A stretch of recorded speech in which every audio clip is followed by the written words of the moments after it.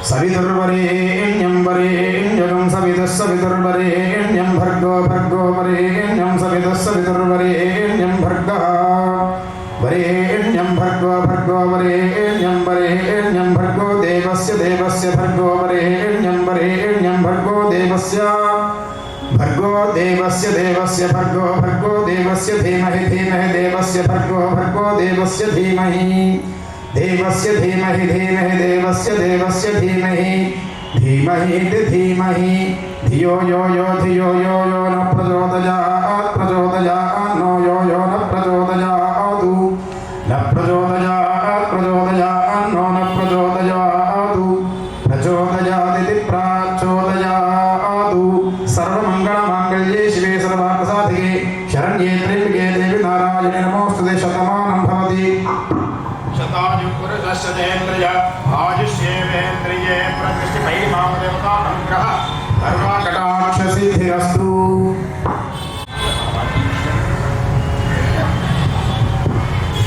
నమస్కారం అండి. దేవస్థానం తరఫున మంచి సాంస్కృతిక కార్యక్రమాలు ఇక్కడ ప్రతిరోజు ఏర్పాటు చేస్తారు. అందులో భాగంగా మేడం గారితో ఈ కార్యక్రమం అందరూ తిలకించి జయప్రదం చేసి ఆస్వాదించాలని కోరుకుంటూ అమ్మవారి కటాక్షాలు పొందవలసిందిగా కోరుతున్నాము.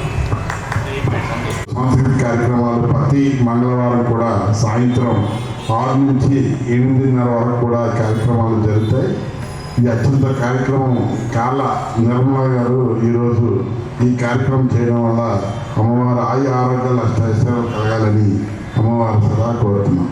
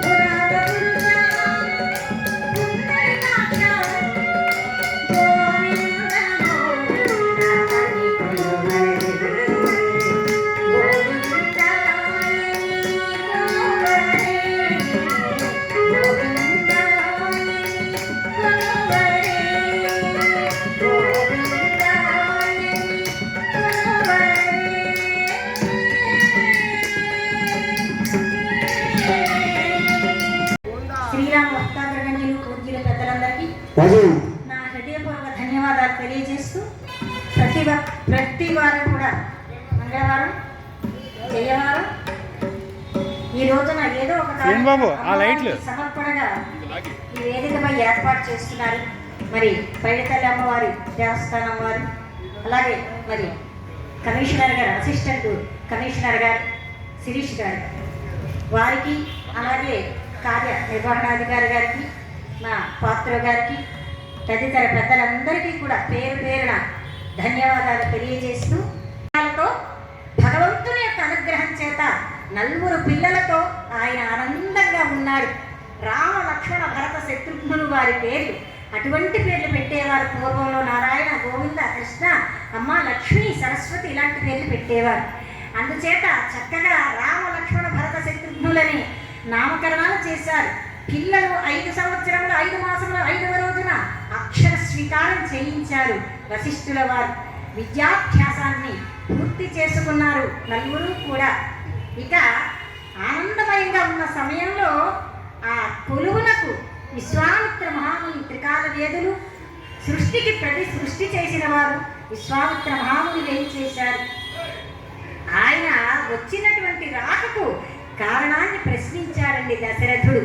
తెలియజేస్తున్నాడట విశ్వామిత్రుడు, రాజా, లోక సంరక్షణార్థమై ఒక మహత్తరమైనటువంటి యజ్ఞాన్ని చేస్తున్నానయ్యా. ఆ యాగము నిర్విఘ్నముగా కొనసాగి అంటే నీ వద్ద ఒక మహానుభావుడు ఉన్నాడు, అతని కోసం వచ్చానన్నాడు. ఎవరండి అతడు అంటే స్వపుత్రం రాజసూలో రామో సత్య పరాక్రమో కాకపక్షధరం సూరో జ్యేష్ఠం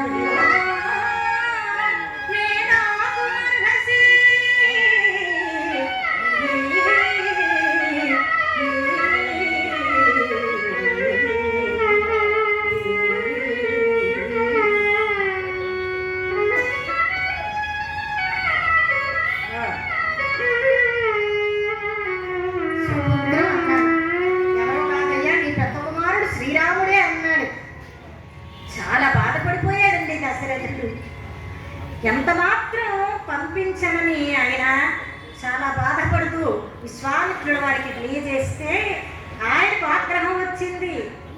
దానిని శాంతింపచేశారు వశిష్ఠుల వారు. విచారపడకయ్యా దశరథ, వచ్చిన వాడు ఎవరనుకుంటున్నావు? చాలా గొప్పవాడు, త్రికారమేది, భయపడకు. ఎవరెరుగుదురు రాముని సంగతి నేను కలిసి కురుతత్వ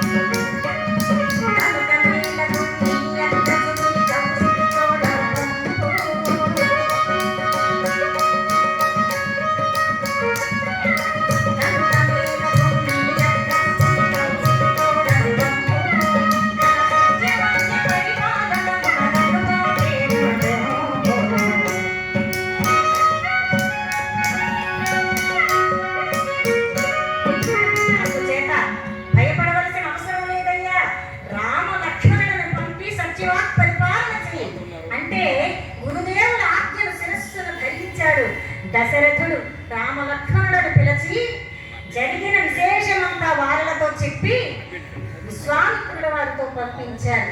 వెంటనే వారు చూడండి, మంచి గురువుని ఎంచుకోవాలట విద్యాభ్యాసాన్ని పొందడానికి.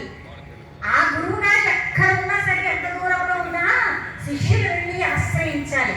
కానీ ఇక్కడ ఏం జరిగిందట, ఒక మంచి శిష్యుల కోసం గురువుగారే వచ్చారు.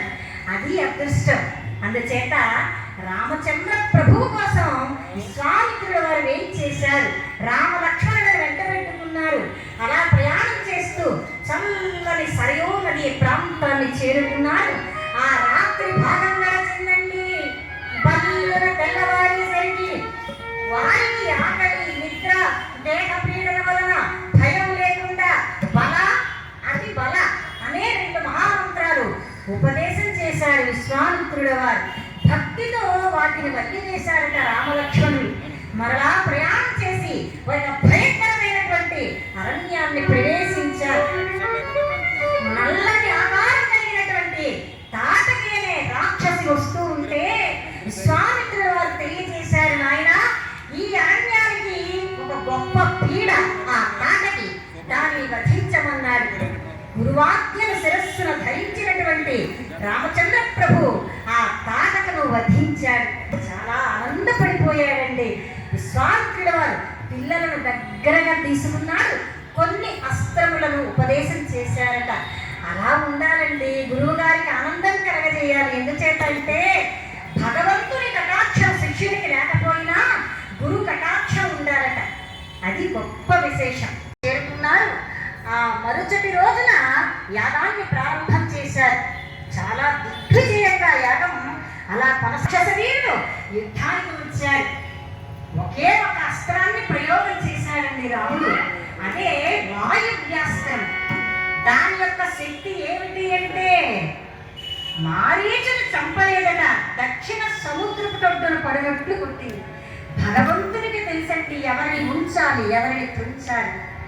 మారీచుని అవసరం ఉన్నది కాబట్టి ఆయనను వాయువ్యాస్త్రం చేత దక్షిణ సముద్రపు ఆవలి వద్దను పడినట్టుకుంటాడు. ఆయన 14,000 మంది రాక్షస వీరులను సంహరించాడు. సుబాహుడు కూడా మరణించాడు. ఎలాంటి విఘ్నము లేకుండా చక్కగా నిర్విఘ్నముగా యాగం ఎప్పుడైతే పూర్తయినదో మరింత ఆనందపడిపోయాడు విశ్వామిత్రుల వారు. సమస్త అస్త్రాలను కూడా ఉపదేశం చేశారట పిల్లలకు. మరలా ప్రయాణమైనారండి. వారు ప్రయాణం చేసి ఒక్క చోట విశ్రాంతి తీసుకున్నారు. ఎందుచేత ప్రశాంతత కలిగింది విశ్వామిత్రుల వారికి. అటువంటి సమయంలో ఒక శుభపత్రిక తీసుకొని వచ్చారు. ఎవరు? శతానందుల వారు. అహల్యా కుమారుడు ఆయన, చాలా గొప్పవారండి. ఏమిటా శుభవార్త అంటే, మిథిలా నగరానికి రాజైన జనక చక్రవర్తి కుమార్తె జానకు స్వయంవరాన్ని చాటించాడు జనకుడు. 10,000 మంది యోధులైనా ఎక్కుపెట్టలేనటువంటి శివధనస్సుని ఏ మహావీరుడైతే ఎక్కుపెడతాడో ఆఖరికి నిండు సభలో పూలహారం వేసి వరించనున్నది నా కుమార్తె అని ఒక శుభ వర్తమానం పంపించాడట శతానందుల వారితో. ఆ వర్తమానాన్ని చూచాడండి, చాలా ఆనందించాడు. రామా, ఆ శివధనస్సు జనక చక్రవర్తి పూర్వీకుల నుండి లభించిందయ్యా, అది మీరు తప్పకుండా చూచి తీరాలి పదండి అని వేదగానాలు చేస్తూ వారు ప్రయాణమైనారు. పూర్వంలో ప్రయాణ సాధనాలు లేవు, మనకు అన్నీ ఉన్నాయి, బస్సులు, రైళ్లు, ఆటోలు అన్నీ ఉన్నాయి. అప్పుడు వారికి ఏ సదుపాయం లేదు. ఎంత దూరమైనా మరి వారు నడిచి వెళ్ళాలి. అందుచేత ప్రయాణ బడలిక లేకుండా భగవన్నామాలు, వేదనామాలు, భజనలు చేస్తూ వారు ప్రయాణమై వెళ్ళేవారట. అట్లాగే చక్కగా భగవన్నామం చేస్తూ వెళుతున్నారు.